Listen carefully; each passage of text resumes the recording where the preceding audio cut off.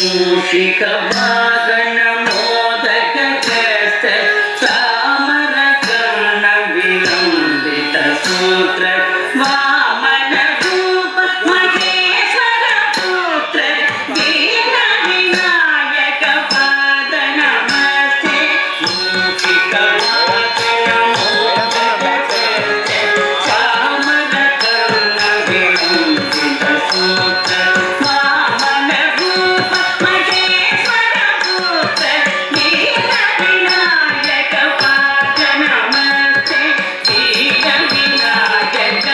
లేవు కార్యక్రమంతో నువ్వే చేసినావు అని చెప్పేసి మా కార్యకర్తలు అడిగితే మా అంచర్లు మా శ్రీమాస్ ఏడారా శ్రీమాస్ వాళ్ళందరూ అడిగితే ఏం చెప్పాలో సమాధానం అర్థమవుతుంది. చలో కేల్ గతం దుకాణం బంద్ అయిపోయింది. గట్టుంటుంది శాస్త్రం. నువ్వేంద్ర నాయన నాది కూర్చుంటారా గిట్ చూస్తావేమ్రా గడుచుడు. అరే అప్లికేషన్ తీసుకోమంటే గిట్ చూస్తావేమ్రా అడుచుడు. అరే కెమెరా వైపు చూడు నువ్వు. అరే ఏం మాట్లాడుతున్నారా బాబు. అరే ఒకటే చెప్తున్నారా నాయన మీరందరూ ఇయ్యాలా మా కోసం వచ్చినందుకు. ముఖ్యంగా శ్రీధర్ బాబు గారు ఎన్నో పనుల ఒత్తిడి వల్ల ఉన్నా కూడా ఆయనకున్నటువంటి పదవులు అట్లాంటివి అలాంటి పదవులు కూడా అంత బిజీలో ఉన్నా కూడా సొంత మనిషి అనుకొని అర్థం చేసుకొని ఈ రోజు శ్రీధర్ బాబు గారు ఇక్కడికి రావడం చాలా కృతజ్ఞతలు గట్టిగా చప్పట్టుకుంటాను బాబు. అంతేకాదు మన రాబోతున్నటువంటి స్పీకర్ గారు ఉన్నారు. స్పీకర్ గారు కూడా ప్రసాద్ గారు గడ్డం ప్రసాద్ గారు కూడా ఈ రోజు ఇక్కడికి రావడం అనేది చాలా సంతోషం. ఈ 3 సంస్థలు మాకు ఇంతమందిని పిలిచి అతిథులను మరి ఈ రోజు నాకు వీళ్ళ మధ్య సన్మానం చేపిస్తున్నందుకు చాలా సంతోషంగా ఉన్నది బాబు. చాలా సంతోషంగా ఉన్నది. మీరందరూ కూడా మంచిగా ఉండాలి. ఇట్లనే మీ అన్నను ఎప్పుడు గిట్టనే కాపాడుకుంటూ ఉండాలి. నేను కూడా మిమ్మల్ని గిట్టనే కాపాడుకుంటా. వాడెవడు అన్నాడు అన్న స్టేజ్ మీదకి ఎక్కిన తర్వాత ఒక డైలాగ్ చెప్పాలన్నా అన్నాడు. అరే డైలాగ్ ఏం చెప్తారా నేను ఏమన్నా హీరో నారా బాబు. నీ డైలాగ్ ఎప్పుడు ఎదురా లేదన్నా నువ్వు స్టేజ్ మీదకి పోయినాక ఒక డైలాగ్ చెప్పన్నాడు. సరే అని చెప్పేసి ఆయన కోసం చెప్తున్నా. అరుంధతి సినిమాలో ఉంటది ఒక డైలాగ్. అది ఏదది అరే 10 సంవత్సరాలు కాదు 20 సంవత్సరాలు కాదు 80 సంవత్సరాలు పెట్టెలో పెట్టి తాళం వేస్తావా అసే అరుంధతి నా సైజ్ ఏంటి ఆ పెట్టె సైజ్ ఏందమ్మా నాకు అర్థం కాదు. దా పెట్టెలో నేను ఎట్లా పడతాను అనుకోని చెప్పినామమ్మా. అసలు 80 సంవత్సరాల కాడ పెడితే ఎట్లనమ్మా నీకు అసలే సలహాదారులు ఇచ్చినారు మాకు. ఇక్కడ అన్ని కథలు కావు. నాకు నాతో పెట్టుకోవద్దు. నాతో మీరు మాట్లాడుతూ నేను మధ్యలో మాట్లాడనా. నేను మాట్లాడుతూ మధ్యలో మాట్లాడతా. కూర్చో కూర్చో మాట్లాడతా. ఈ విధంగా రోషి గారు కోపంగా మాట్లాడితే కూడా ఎలా ఉంటుందో తీసుకొని సరదాగా చెప్పుకోవచ్చు. Thank you so much. అలాగే మరి రాజకీయ నాయకులను 2 తీసుకున్నాం కాబట్టి ఒక 2 సినిమా యాక్టర్లను కూడా తీసుకుందాం. మరి అన్న నందమూరి తారక రామారావు కూడా అభినందిస్తే ఎలా ఉంటుందో. ఎందుకంటే విహెచ్ఆర్కి ఎన్టీ రామారావు గారు అంటే చాలా ఇష్టం. నా తెలుగింటి అన్నదమ్ములకు నా తెలుగింటి ఆడపడుచులకు 100,000,000 వందనాలు తెలియజేసుకుంటున్నాడు. ఏ దేశమేగినా ఎందుకు కాలేదునా ఒకడు రాని తల్లి భూమి పారుతుందన్నట్టుగా ఈ రోజు నా బ్రదర్ ఎంతో చక్కటి మనసున్నటువంటి మహారాజు వీరమతురావు గారికి సన్మాన సత్కారం జరుగుతున్నాయంటే నాకు చేస్తున్నట్టుగా ఫీల్ అవుతున్నా. గట్టిగా కొట్టండి చెప్పట్లు. ఈ విధంగా ఎన్టీ రామారావు గారు. అదే చిరంజీవి గారు అయితే ఈరోజు నిజంగా హనుమంతరావు గారిని ఎప్పుడు చూస్తూ ఉంటారు కలుస్తూ ఉంటారు. కానీ ఈరోజు వారి పక్కన కూర్చొని చక్కగా వారికి ఇంత చక్కటి పదవి లభించడం, అదే కాకుండా అంత సీనియర్ ఆయన నేత, ఆయన మంచితనం, ఆయన మానవత్వం అంతా చూస్తూ ఉంటారు. ప్రతి సంవత్సరం ఎంతో మందికి వారి ఇంటికి పిలిచి భోజనాలు పెడతాడు, సన్మాన సత్కారాలు ఎన్నో చేస్తూ ఉంటాడు. నిజంగా వారికి హ్యాట్సాప్ చెప్తూ హనుమంతరావు గారు పిలిస్తే రానుకున్నారా లేదనుకున్నారా. కాశీకి వెళ్ళాడు, కాశాచుకున్నాడు, వారణాసిలో తన వరుస మార్చుకోనుకున్నాడు. అదే వేడి అదే పౌరుషమా దెబ్బ. అలాగే నందమూరి అందగాడు బాలయ్యబాబు గారు మాట్లాడితే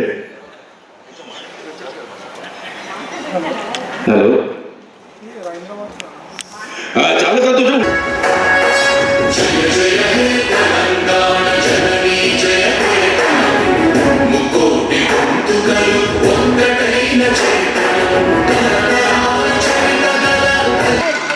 సార్ కొద్దిగా మీరు కొద్దిగా సార్ స్పీకర్ సార్ కొద్దిగా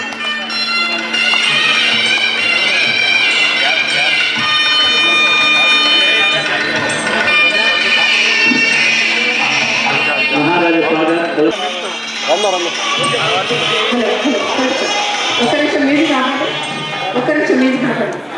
ఒక నిమిషం తీసుకో.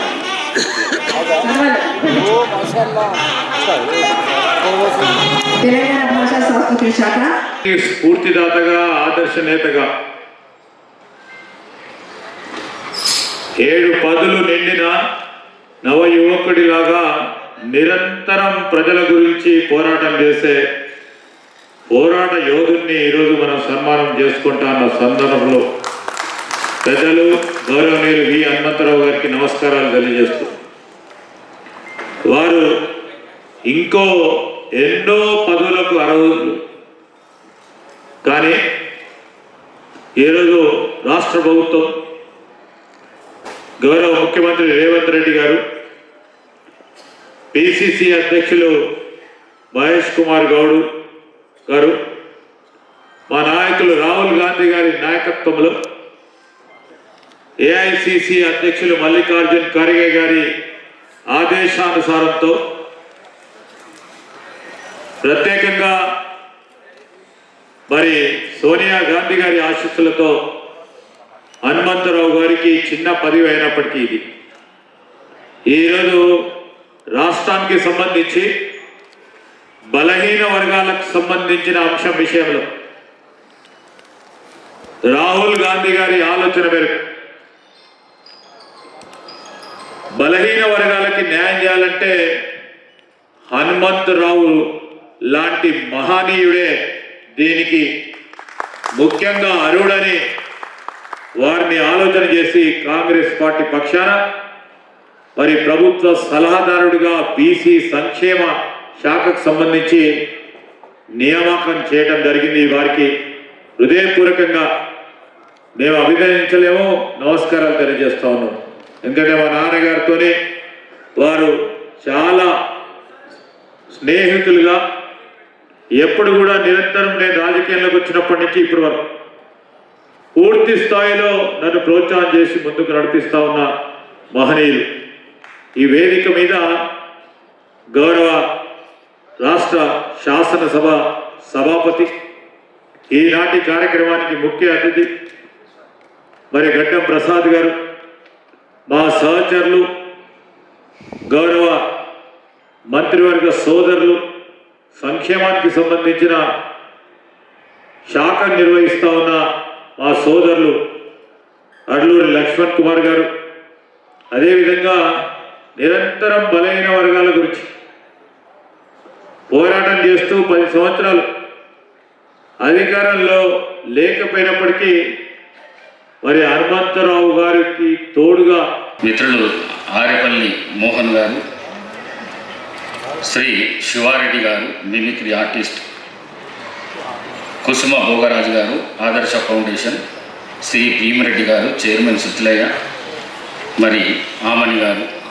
వేదిక మీదున్న గౌరవ పెద్దలందరికీ, వేదిక ముందున్న చాలామంది పెద్దలు ఉన్నారు, పేరు పేరున హనుమంతరావు గారి అభిమానులకు మరి వారి గురించి మాట్లాడేటంత పెద్ద మనిషిని అయితే కాదు నేను, కానీ మా కుటుంబానికి చాలా అత్యంత సన్నిహితుడు. నాకు 8 మంది అక్కజెల్లెళ్ళు.